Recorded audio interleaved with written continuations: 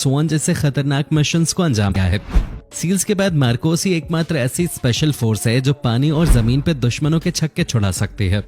भारतीय नौसेना की स्पेशल यूनिट का गठन 1987 में किया गया।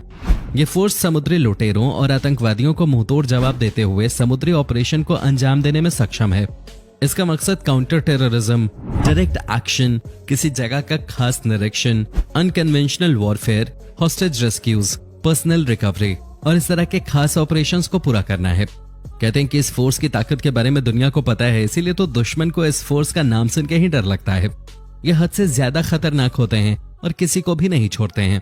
दोस्तों, कहते हैं कि जब तक ये अपने काम को अंजाम नहीं दे देते तब तक इनका मिशन पूरा नहीं होता। और अगर भारत सेफ फील करता है तो इसमें इस फोर्स का बड़ा हाथ है। क्या बात है। National gendarmerie intervention group GIGN France Djibouti में रेस्क्यू मिशन कर स्कूली बच्चों को बचाना हो या बोस्निया में वॉर क्रिमिनल्स को धूल चटानी हो, ये सारा काम फ्रांस की ये फोर्स पल भर में ही कर देती है। म्यूनिख ओलंपिक गेम्स में बंदियों के मारे जाने के बाद 1972 में GIGN स्पेशल फोर्स का गठन किया गया। GIGN दुनिया की सबसे खतरनाक फोर्सेज में से एक मानी जाती है। सोमाली डकैतों को समुद्र की गहराई में ले जाकर मारना इस फोर्स के बाएं हाथ का खेल है। GIGN का लक्ष्य अपनी परवाह किए बिना लोगों की जान बचाना है। GIGN का काम राष्ट्र के खिलाफ हर उठने वाली आवाज को खत्म करना है। GIGN की 200 स्ट्रॉन्ग यूनिट्स है और फ्रेंच लॉ के हिसाब से इस फोर्स की तस्वीर तक छापने पे मनाही है। अगर बात GIGN के साहस की करें तो 1979 में मक्का की ग्रांड मस्जिद की जब्ती के दौरान चरमपंथी विद्रोहियों ने मक्का में मस्जिद अल हरम में पदभार संभाल लिया था। तब सऊद की सभा को उखाड़ फेंकने के लिए GIGN ने सऊदी फोर्सेस की मदद की थी। पवित्र शहर में घुसने के लिए GIGN के 3 कमांडोज ने इस्लाम कबूल करने के बाद शहर में प्रवेश किया था। कहते हैं कि इनके सामने किसी की भी नहीं चलती है क्योंकि ये किसी की सुनते ही नहीं है। इनका फंडा बिल्कुल साफ है कि ये एक बार अगर अपने टारगेट को ढूंढ लेते हैं तो उसके बाद किसी के लिए भी इनसे बचना नामुमकिन होता है।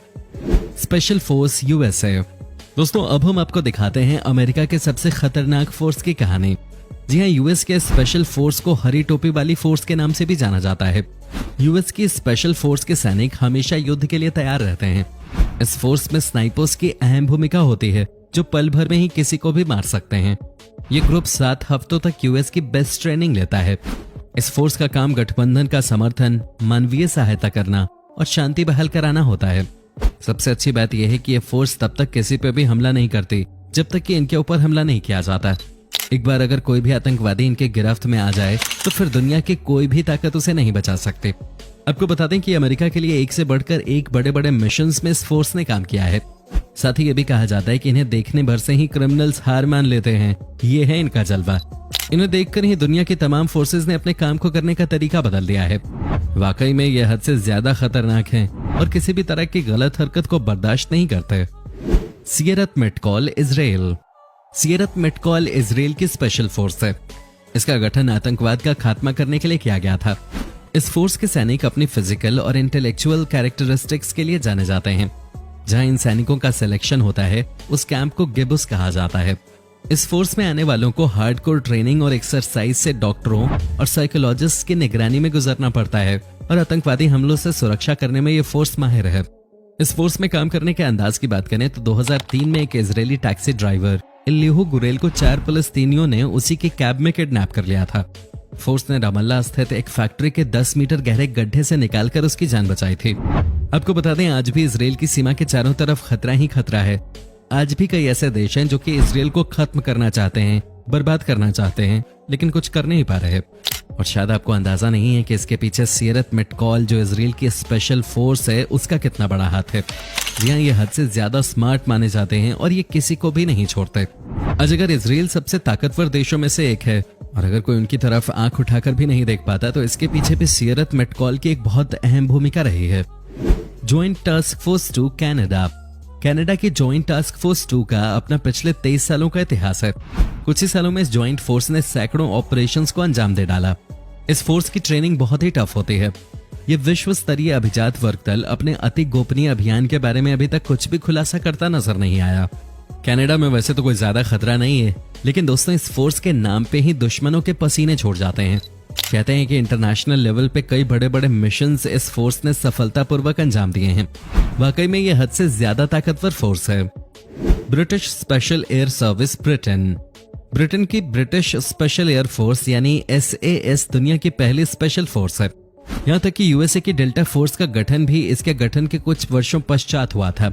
SAS दुनिया की नंबर 1 फाइटिंग फोर्स है। ये दुनिया की पहली ऑलराउंडर फोर्स है जिसे हर तरह से लड़ने की तालीम दी जाती है। इस फोर्स का आदर्श वाक्य है, जो डेयरिंग दिखता है वही जीतता है। इराक वॉर में उन्होंने जबरदस्त प्रदर्शन किया था। यूएस जनरल स्टेनली मैक्रिस्टल ने कहा था कि हम उनके बिना इराक की जंग नहीं जीत पाते, उनका योगदान महत्वपूर्ण था। नेवी सील्स यूएसए 2 मिनट में मिनिमम 42 पुशअप्स और 50 सेटअप्स के साथ 11 मिनट में 1.5 मील की दौड़, ये उनके ट्रेनिंग से पहले की शुरुआत है। नेवी सील्स यूनाइटेड स्टेट्स की बेस्ट फोर्स है।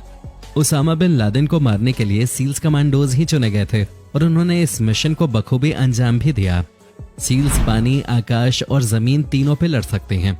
नेवी सील्स की 8 टीम्स हैं। इस फोर्स को टेक्नोलॉजी से लेकर बेहतरीन हथियार दुश्मन के छक्के छुड़ाने के लिए दिए जाते हैं। कहते हैं कि इनके सामने किसी की भी नहीं चलती है और अगर एक बार इन्हें ऑर्डर दे दिया जाता है तो ये कभी भी पीछे मुड़कर नहीं देखते।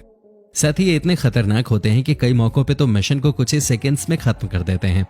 आप इसी बात से अंदाजा लगा सकते हैं कि ये किस कदर दुश्मनों पे बरसते होंगे। GIS इटली की इस फोर्स को ग्रुप ऑफ द इंटरवेंटल स्पेशल कहा जाता है। आतंकवाद के खिलाफ लड़ने के लिए सबसे बेहतरीन फोर्स मानी जाती है। इस फोर्स का गठन 1978 में इटालियन मिलिट्री पुलिस की यूनिट से किया गया था।